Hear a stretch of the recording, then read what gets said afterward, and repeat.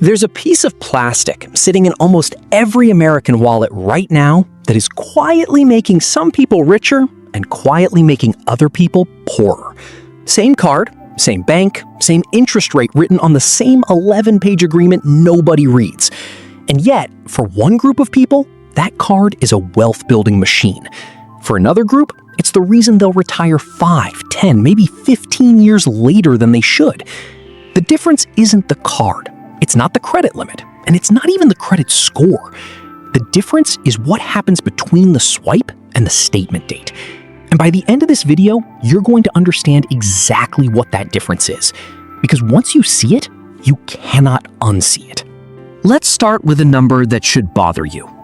The average American household carrying a credit card balance owes over $6,000 in credit card debt. At today's average interest rates, hovering north of 20%, that debt alone can cost more than $1,500 a year, just in interest, not principal, interest. Money that vanishes into a bank's earnings report and never comes back. Meanwhile, there are people using the exact same cards, sometimes even cards with steeper interest rates, who pay $0 in interest year after year, while collecting thousands of dollars in free flights, hotel stays, and cash. Same tool, completely different outcome. So what's really going on here? To understand this, you have to stop thinking of a credit card as a way to buy things you can't afford, and start thinking of it as what it actually is: a short-term, interest-free loan that resets every single month, as long as you follow one rule: pay it off in full. That's it. That's the entire secret that separates the wealthy user from the average user. It sounds almost too simple to be the answer, but stick with me, because the way that one rule cascades into everything else is where this gets interesting. Picture two neighbors. We'll call them Mike and Sarah. Both work similar jobs, both make around $70,000 a year. Both have a credit card with a $15,000 limit. Mike uses his card the way most people are taught to think about credit cards, as extra spending money. He puts groceries, gas, a new TV, and a weekend trip on the card. By the end of the month, he owes about $2,000. He pays the minimum because that's all his budget allows for right now. He tells himself he'll catch up next month. Sarah, on the other hand, puts almost identical expenses on her card: groceries, gas, her phone bill, even her Netflix subscription. But Sarah has one habit that changes everything. Every single purchase she makes on that card is money she already has sitting in her checking account. She's not spending money she doesn't have. She's simply routing money she was already going to spend through a card instead of a debit card or cash, and then paying the full balance the moment the statement arrives. Here's what happens over the next 12 months. Mike's $2,000 balance, sitting at a 22% interest rate and only getting minimum payments, doesn't just stay at $2,000. It grows. Interest compounds on interest. If Mike keeps making similar purchases and similar minimum payments, that balance can balloon toward $4,000 or $5,000 within a year, even though he never intended to be in that much debt. He didn't buy anything crazy. He just let the interest snowball while he wasn't looking. Sarah, meanwhile, has paid $0 in interest, not 1 cent.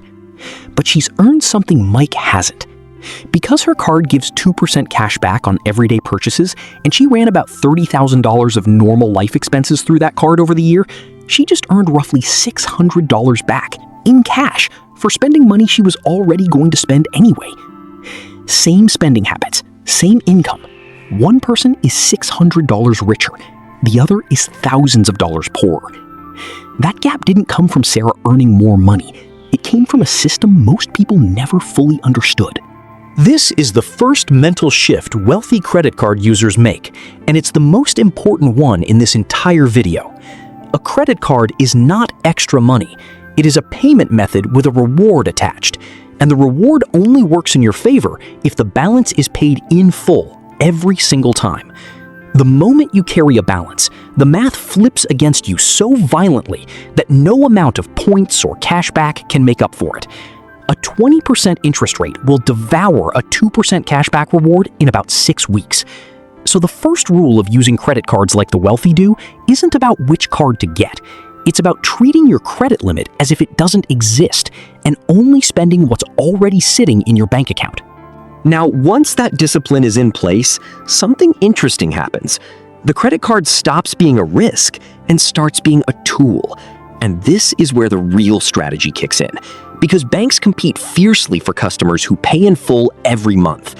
These customers, sometimes called transactors inside the banking industry, are actually the ones banks want the least in terms of interest revenue, but the ones they want the most in terms of prestige and transaction fees. Every time you swipe a card, the merchant pays a small fee to the card network, usually between 1% and 3%. Some of that fee gets funneled back to you as a reward. So when you pay in full every month, you're essentially getting paid by merchants to use their preferred payment method while contributing $0 in interest to the bank. That's the exact position wealthy consumers put themselves in, and it's available to literally anyone with a bank account and decent credit. Let's talk about where those rewards actually come from and why they matter more than people realize. Cashback is the most straightforward one. You spend money you were going to spend anyway on rent-adjacent expenses, streaming, insurance premiums, groceries, gas, and you get a percentage of it back, typically between 1% and 5%, depending on the category. That might sound small, but consider this. The average American household spends around $60,000 a year on everyday expenses. If even half of that runs through a 2% cashback card, that's $600 a year showing up in your account for doing nothing differently, except choosing which piece of plastic to hand the cashier. Travel rewards work on a similar principle, but scale even higher for people who know how to use them. Airline miles and hotel points, when redeemed strategically, instead of through the convenient book with points button that most travel sites push you toward, can be worth 2, 3, sometimes 4 times their face value. A flight that would normally cost $600 in cash might be bookable for 40,000 points. But if you transfer those same points to an airline partner and book a premium cabin seat that would have cost $3,000 in cash, you've just turned that stash of points into something worth 5 times more than if you'd used it to buy a coach ticket. This is exactly how people fly business class to Europe without paying business class prices. And it's not a scam or a loophole. It's simply understanding how loyalty programs are structured, something most casual cardholders never bother to learn because they're taught to fear credit cards instead of study them. Then there's the layer most people completely overlook: protection. High-quality credit cards often come with purchase protection, which can reimburse you if something you bought gets stolen or damaged shortly after purchase. Extended warranty coverage, which can double the manufacturer's warranty on electronics and appliances for free. Rental car insurance, which can save you $15 to $30 a day compared to buying coverage at the counter. And fraud protection, which is dramatically stronger than what you get with a debit card. If your debit card gets compromised, the money is pulled directly from your bank account, and getting it back can take days or weeks of dispute processes, while your rent check might bounce. If your credit card gets compromised, it's the bank's money on the line first, not yours. And most major issuers offer zero liability protection, meaning you typically owe nothing for fraudulent charges. This single difference is why financially savvy people use credit cards for nearly all their spending and treat debit cards as an emergency-only backup. But here's the part of the conversation that rarely gets talked about, and it might be the most important piece of this entire puzzle: credit utilization. Your credit score, the number that determines whether you get approved for a mortgage, a car loan, or even certain jobs and apartments, is heavily influenced by how much of your available credit you're using at any given time. Financial experts generally recommend keeping your utilization under 30% and ideally under 10% for the healthiest possible score. Here's the twist. Someone who spends responsibly and pays in full every month but keeps a high credit limit often ends up with a stronger credit score than someone who barely uses their card at all. Why? Because credit scoring models want to see that you can be trusted with access to money without maxing it out. This is why wealthy individuals often carry cards with high limits that they use constantly but pay off completely. It signals extreme financial reliability, and that reliability translates directly into lower interest rates on future loans.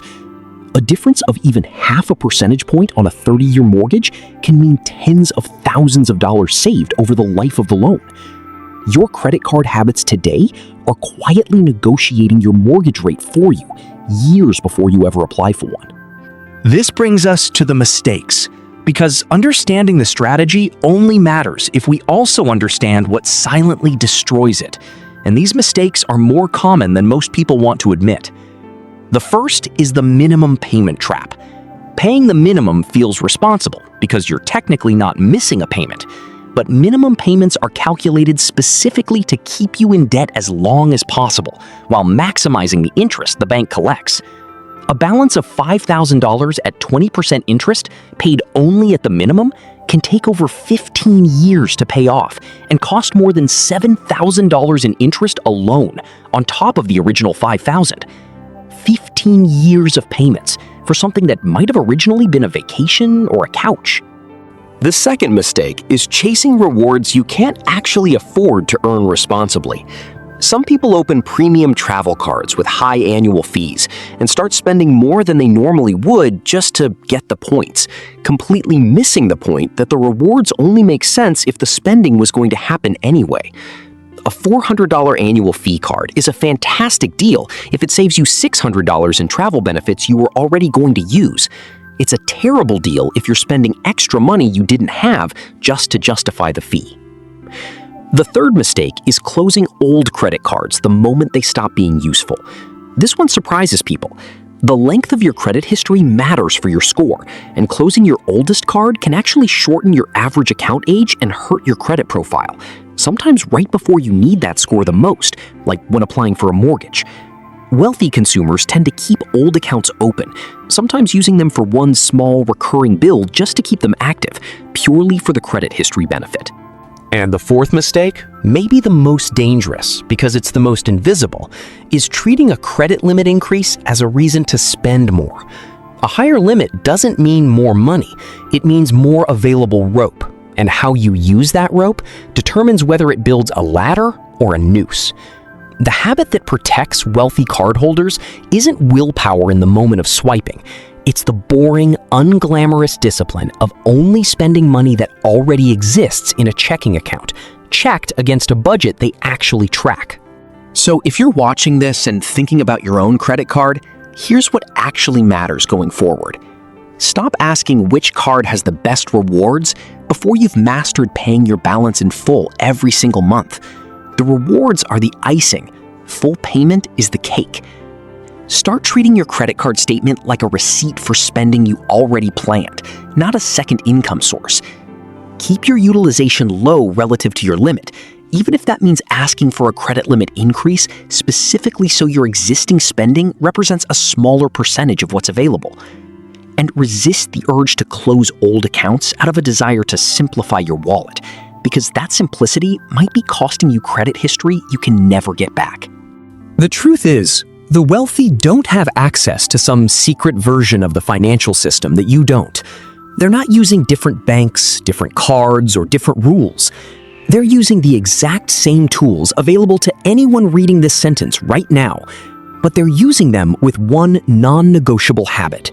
They never let the balance control them. That single habit is the line between a credit card working for you and a credit card working against you. And it's a line anyone can choose to stand on the right side of, starting with your very next statement. This video is for educational purposes only and isn't personalized financial advice. Credit card products, interest rates, and reward structures vary by issuer and can change over time, so always review the current terms of any card before applying, and consider your own financial situation before making credit decisions.